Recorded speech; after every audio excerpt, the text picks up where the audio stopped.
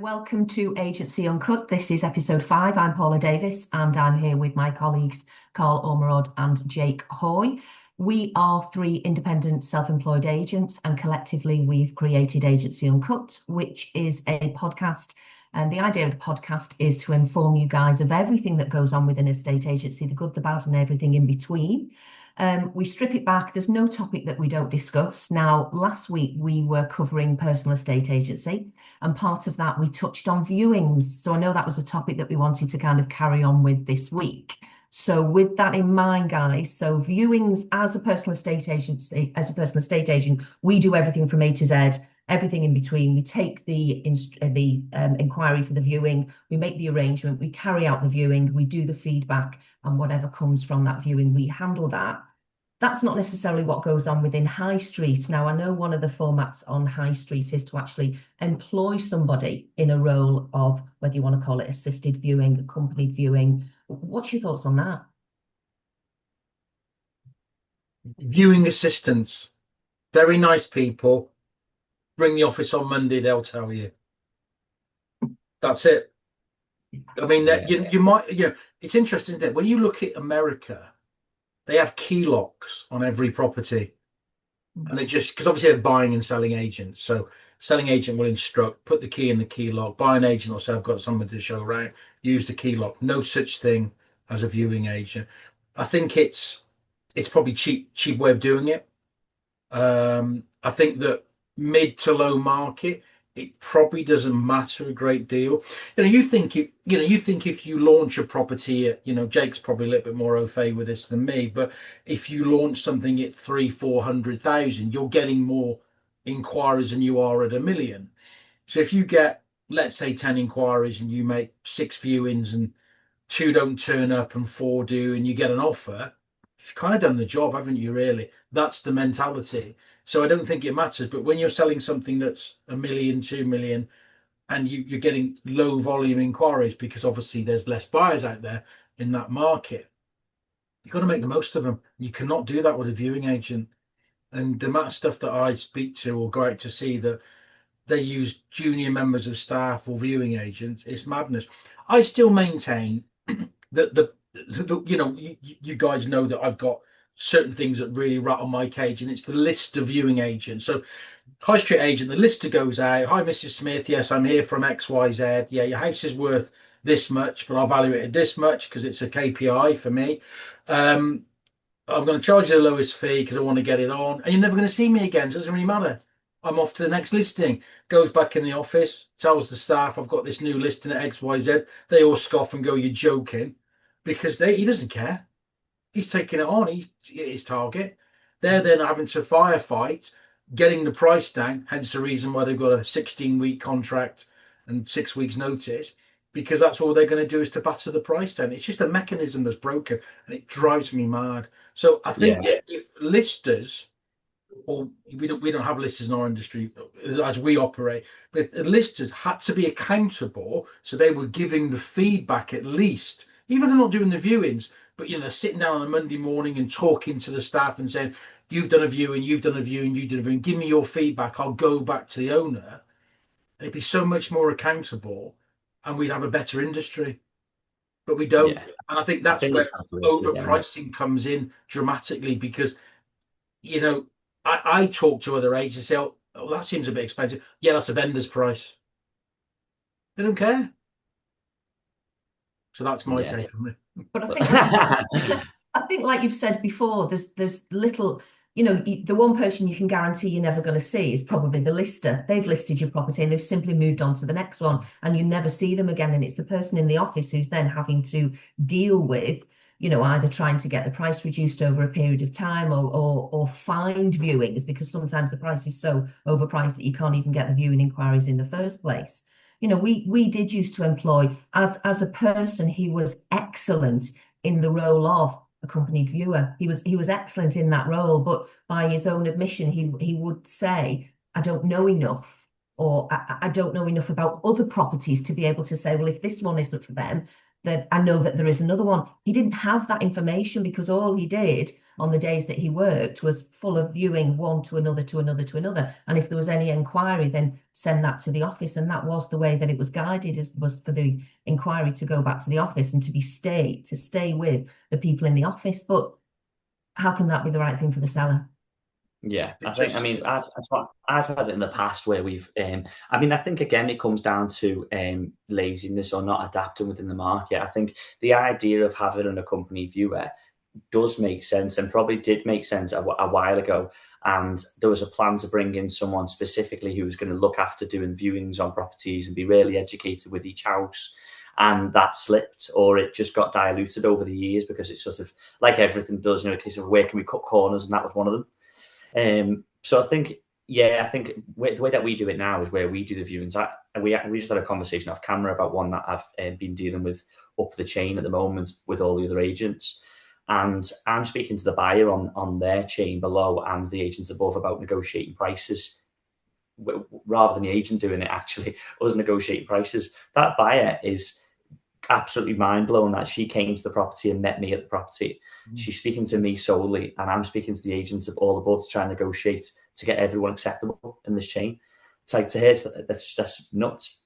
And she actually said, I said, who is it that I'm speaking to, your agents, just so I can touch base with the right person? She said, well, a gent came out called X. He passed me on to a lady called Y, but I think there's some other lady called Thingy dealing with it now, but I'm not too sure. So I said, okay, I'll ring them and find out.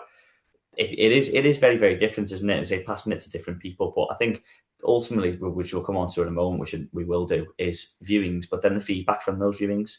How did the viewing go? Because we did it. What were the questions from the client? Because we got them. It's not lost or diluted, is it, or confused throughout the chain. It's we heard from the horse's mouth and we're passing it on, basically. Adam Days, sorry, Paula. No, yeah, so I don't know if you noticed, Adam Days starting to do these sort of walkarounds in Hitchin where he lives, and obviously videos. And he did one, I think, yesterday, saying about why do self-employed estate agents sell more houses. He said, got skin in the game, and it's kind of expression I don't like using. One colleague of mine actually that I know quite well says it's like putting money behind the bar. What he's kind of saying, we're spending our money. Why would we not sell it? Why would we not do our best? Why would we not want to get it right? You're self-employed, but it's still money out of your pocket, whether you're a sole trader or a limited company, or however you roll in this industry. It's coming out of your pocket. You're only spending your money. You're not spending the big corporate estate agents, multi-millions. You just don't care. So of course you're going to do the best. Of course you want the best from that. And the only way of getting the best from it is doing the viewings. That person you had in your office, Paula, probably was very good. But if he's dealing with 100 houses over a space of a month, he may get viewings on. Of course, he's not going to know enough about them, and he's probably not going to remember enough about the feedback. So there's nothing better than live feedback. What I say to my owners, and it's kind of a prerequisite, is that I turn up 15 minutes before, you go out, I do a recce, I do the viewing, I call you, you come back, I give you live feedback, I follow them up in a couple of days and give you secondary feedback. Works perfectly. And that's the only way that you should do it, because when you're walking around with the viewing, you're getting that feedback all the time. You can have a frank conversation with them. They can have a frank conversation with them because the owner's not there. It's the only way it works. I think, again, it comes down to that quality over quantity. I mean, in a previous independent that I worked in, this is something that we were always consistently looking at, is how we can be better for the client. And we ended up looking at splitting up the lister and having their own negotiator and then their own accompanied viewer. And literally the feedback would be from that team. And again, they only take on so many properties, so they can stay really close to it. So it's not exactly where we are, but it's sort of gap in the market, which I think was pretty good, and it did work really, really well. But it's still not a case of the person who came out, who listed your property, who knows everything that you wanted it to be said and not be said, or where your chain may be or where it might not be and stuff, and communicate that exactly how we discussed it, and then give that feedback as well. Works really well. I mean, when I was in Dubai in 2013 and went to work for an agency there, and he said, where do you want to focus on? I sort of said, here. Oh, no. You can only focus on that small area. I'm like, well, what if the buyer wants there? You've got to hand it over. There's guys in the marina in Dubai. I mean, there's hundreds of towers. They just focus on one tower, just one tower. All the owners, all the types, the security guy, everything. You want to buy in that tower, he'll probably have all the listings, and that's what he sells. And that's kind of like where it's sort of going. You become specialist in your hyper local or smaller market. A little bit different with luxury because there's not, you have to do a bit further afield, but it's still a local market at the end of the day. But yeah, I mean, I just kind of don't get it. I mean, I was talking to somebody a couple of days ago, and I went out to see them, and they were on with, or they've been on the market with, I won't mention their name, but they're purple. And I said to him, "Well, nice car." And he said, "Thank you." I said, "Do you get that? Do you get that serviced at Hatfields, or do you just take it to a backstreet dealer?" And he went, "Why would I take it to a backstreet dealer? You've got a house 4 times the value of your car, and that's exactly what you've done with it." Yeah. Well, they can't see that isn't necessarily immediately obvious. No. You know, the estate agency is means different things to different people, and it's for us to inform them that there is a difference and what we do is different. So we're just talking about viewings there. What are your thoughts on sellers doing the viewings? No, not a chance. It's a prerequisite for me. Prerequisite for me. Just don't do them. No. And I don't mean that disrespectful to owners. I just think at the end of, and I wasn't being disrespectful to Purple Bricks either. What I was kind of saying is, you're a luxury product. That luxury product needs somebody there, because obviously they do owner viewings. That's where I was going with that. But no, you can't be emotionally invested in your own property.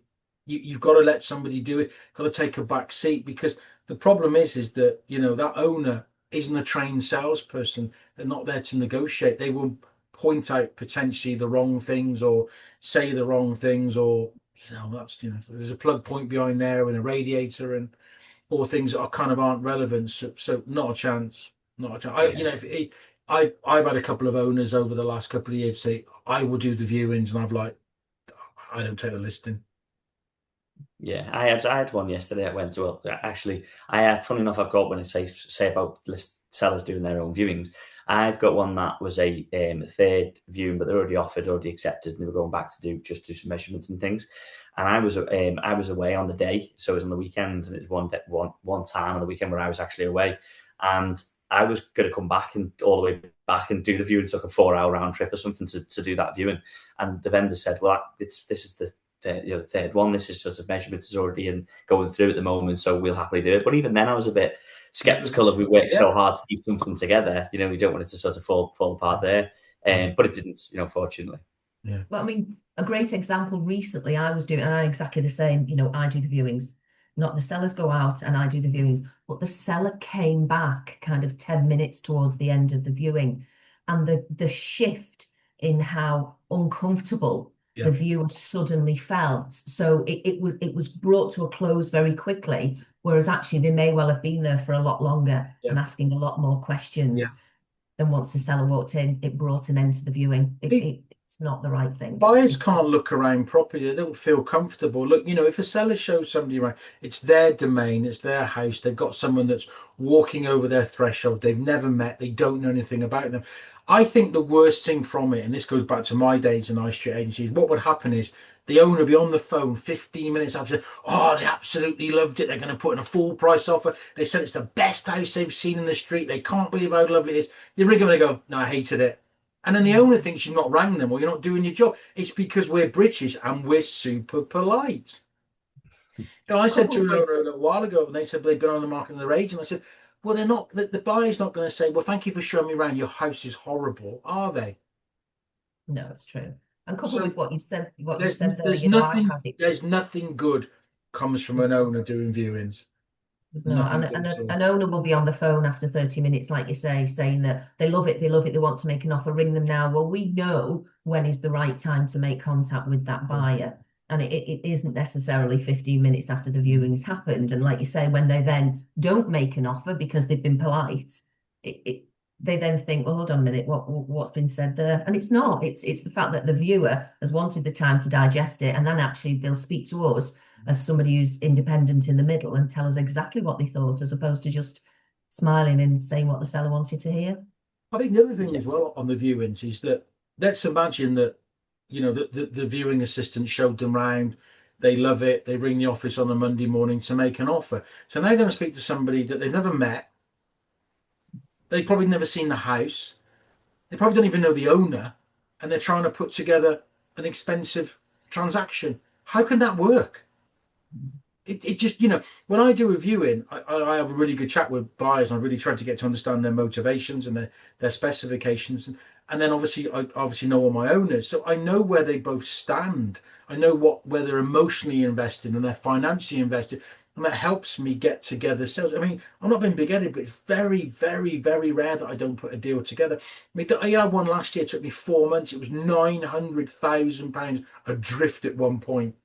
And I got it together and took me 4 months because I knew where we were going with it and what we had to do to get it together. But you can imagine that you know, the person in the office, oh, you'd like to make an offer? Yeah, it's 270 on 300. Okay, ring the owner. I've offered 270. No, I want 285. Ring them. I'm not paying it.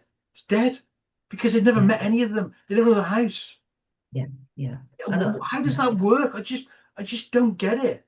I don't get it. And then even if by chance they get to put that deal together, it then moves on to the next part of the transaction, which is effectively sales progressors.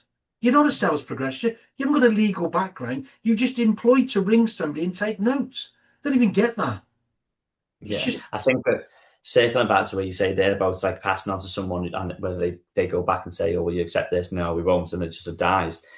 It's the incentive, isn't it? It's why do they want to agree it? And if they do want to agree, it's probably just because of a KPI to hit. So so I said this to a client yesterday, actually, and she said, it makes so much sense when you say it like that. But we, Joe Public, don't realise that until you say it. And then it is really obvious. So she said, the person who comes out, who does the valuations, the lister, who's getting paid a salary anyway. And when you sign, that's one of his 10 that he needs this month. Or he or she or whatever. It's one of the 10 that they need that month.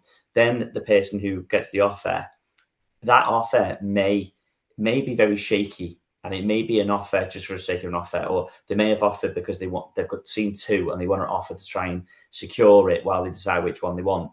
But that person doesn't. There's no incentive to make sure they get that right. It's just get it agreed because I'm targeted to sell 10 this month.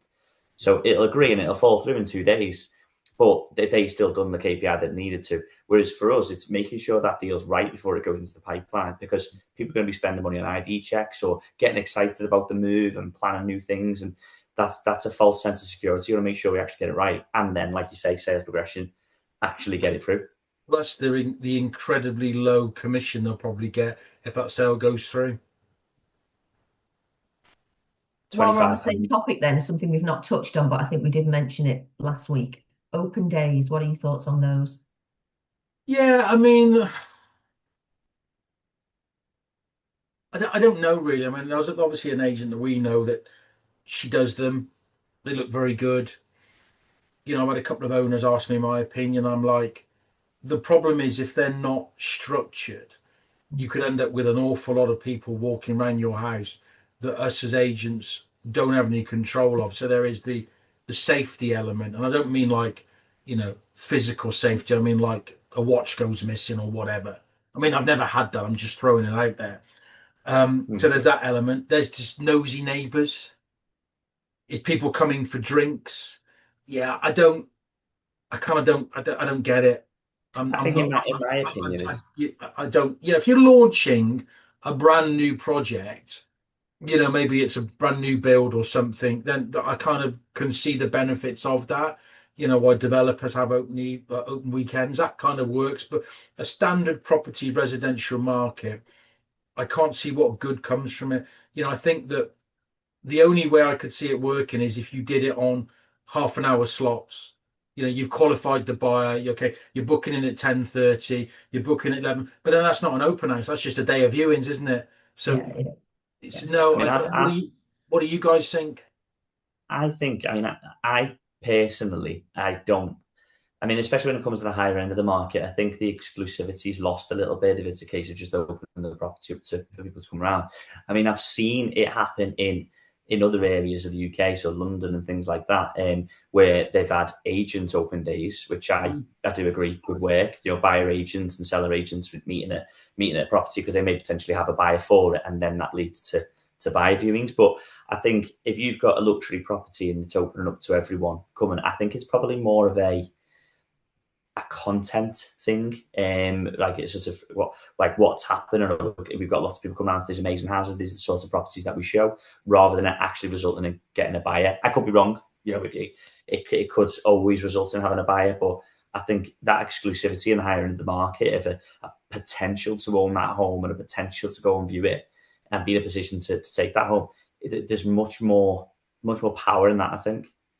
Well, I think with local days, you know, you're not being able to do your due diligence of an agent. You don't know who's turning up. You've got to sort of go through it all again. And you could be focusing on somebody that's a complete waste of time, whereas somebody's viewing it on their own that's a good buyer. If I'm honest with you, I think that it's probably good for agents to get themselves embedded into a local community, meet people, and they may well then get further listings thereafter. You know, someone's thinking of moving, or you know, they've come to the open house and they might have got a house to sell, and that agent jumps on them and, oh, let me sell it. But for the seller of that specific property, no, I just don't see it, really. I just don't see it.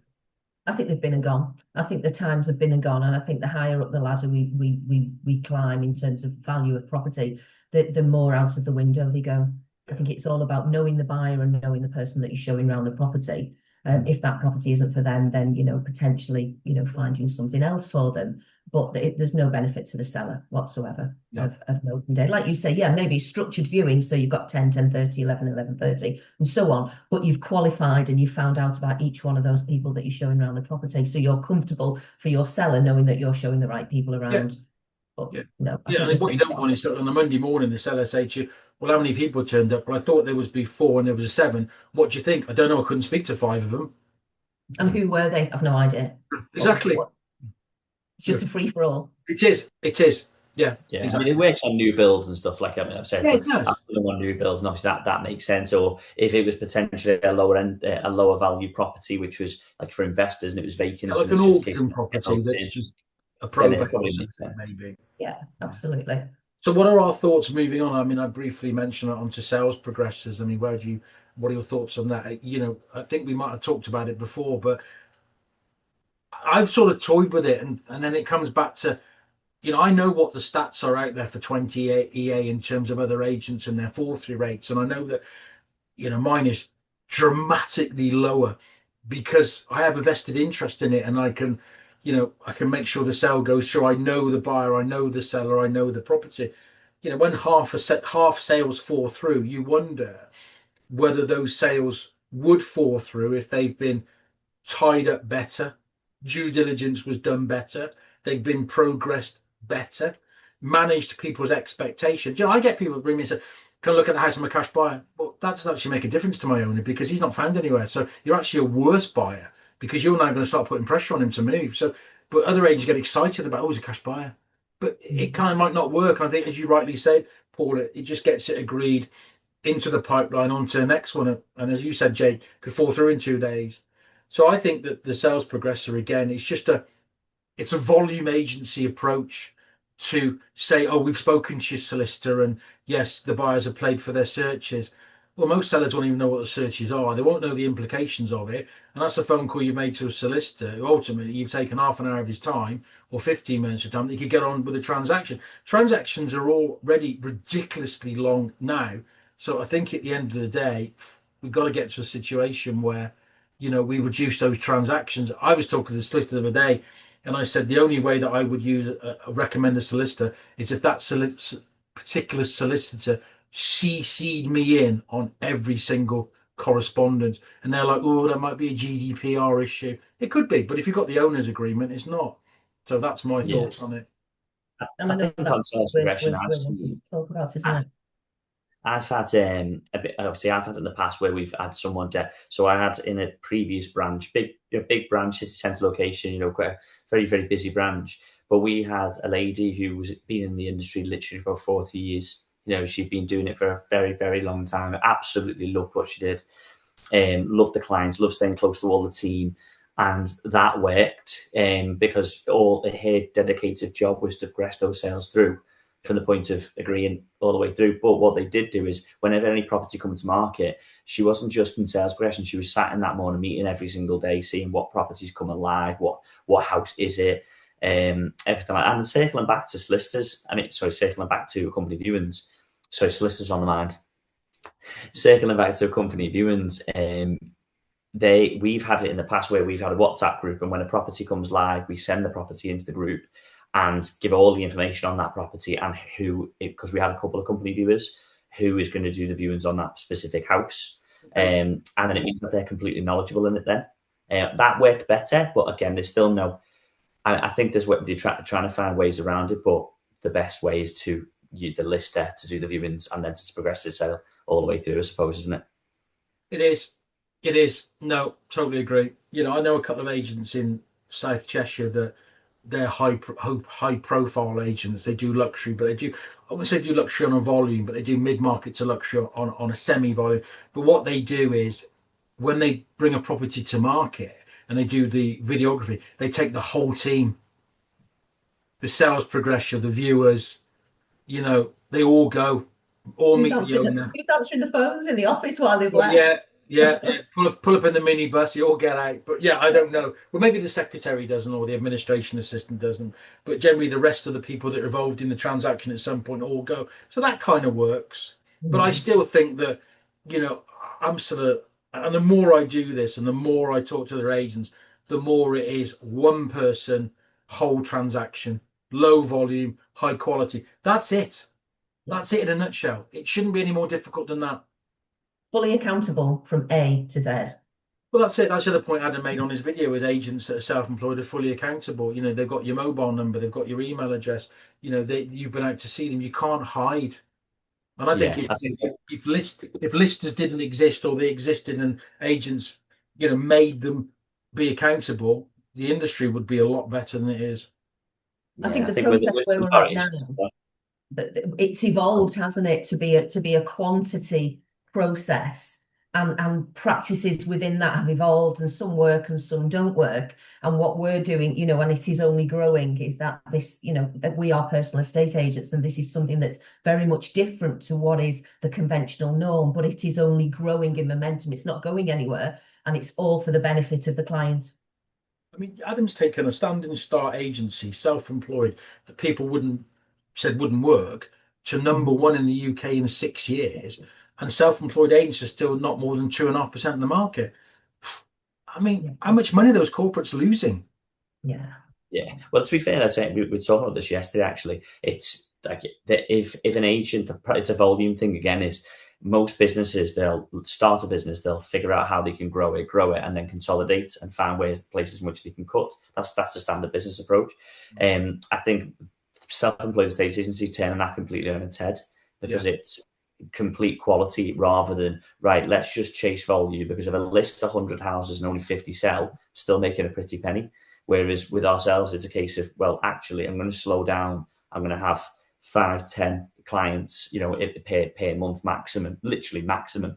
But you're going to make sure that every single one of them completions, those properties sell, you know, for the most they possibly can, because it benefits us ultimately. Well, there's no point listing them if you're not going to sell them, because you're going to be out of pocket, aren't you? So every property that you go out to, you've got to want to sell it. You know, it's the agent, the owner's got to align with your realistic, you know, pricing, and you've got to manage their expectations. If they're not, well, you're just throwing good money after bad. Absolutely. Yeah, I seen an agent yesterday actually, and they've currently got 98 houses on the market, and like 215 sale agreed. How are you keeping on? How are people keeping on top of that? The quality's dropped hugely, and they've had the withdrawal rate's massive, but the sales rate's only 43%. How many houses and how busy have you got to be? Yeah. So your actual clients that have sold, or the clients that you do have, are getting a quarter of the service that or a fifth of the service that they should get, just because the people are so thinly spread. Busy fools. Exactly. Absolutely. Well, that's our time up, I'm afraid. That's flown through today. Wonderful. So I nice think to see we dealt with that. So look forward to seeing you both in 2 weeks. See you then. Yeah. Is it next week or the week after the conference? It's 2 the weeks. conference. Well.